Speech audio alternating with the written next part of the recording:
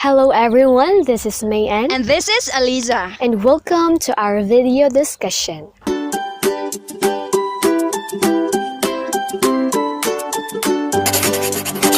So in this video, we will be giving a lot of definition of the term measurement, and we hope that you guys can really understand what measurement really is. Without further ado, let's tackle about the term measurement.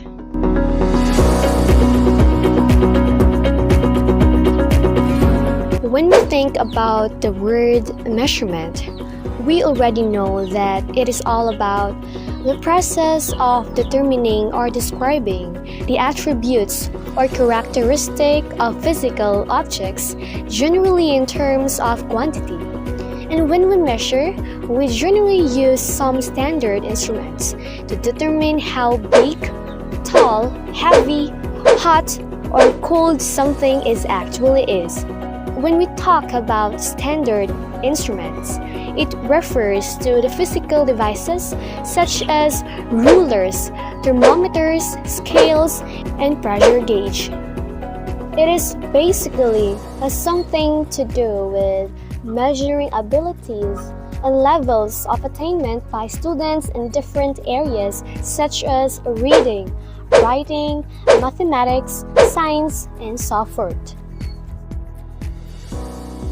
It is an analysis of data such as scores obtained from the assessment to infer the abilities and proficiencies of the students, and also the assigning of numerical to traits such as achievement, interest, attitudes, aptitudes, intelligence, and performance.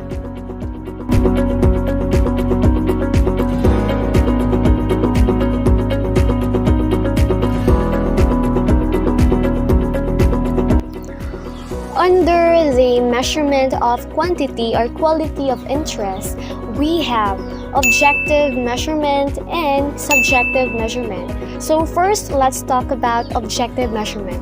According to my research, it is all about the repetition of a unit amount that maintains its size within an allowable range of error, no matter which instrument intended to measure the variable of interest is used, and no matter who or what relevant person or thing is measured. So in other words, it is independent to the observer. The measurement is done using something other than the person observing. Just for example, in a student's performance, the teacher's rating will be based on the criteria or rubrics that has been set. Now let's proceed to the next one, the subjective measurement. So according to my research, this is how scientists measure what people say. Just like, for example, in the doctor's perspective, it is very important for the doctor to listen to their patients to get their feedbacks on their experiences in the hospital. Also, same in a classroom setting. It is very important for the teacher to listen and hear to their students' feedback after the lesson. That's how the teachers measure students' learning in a subjective approach. In other words, subjective measurement is dependent to the observer. Let's just say that there is a performance in the classroom. The ratings of the students, the scores of the students will be based on the teachers or the observers' opinions, feelings, and general impressions. The differences between the two. Objective measurement is a measurement that is based on how well students perform a task, irrespective to what they experience while performing the task. On the other hand, subjective measurement is a measurement that is based on the observer's observation, feelings, and impression.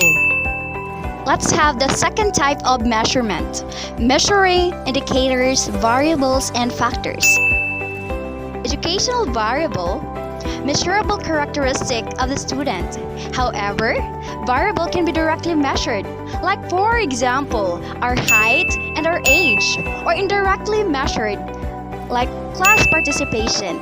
Next is indicators. If direct measurement is not feasible, presence or absence of the measurable characteristic defined as the building blocks of educational measurement upon which all the forms of measurement are built. Construct or factor. It is a group of variables. Example of variables: computational skills, reading skills, vocabulary, logic and reasoning, sequence and series, manual dexterity. When you talk and when you think about measurement, all you have to remember is that it has something to do with numbers or quantity. Or in other words, it is a collection of quantified data.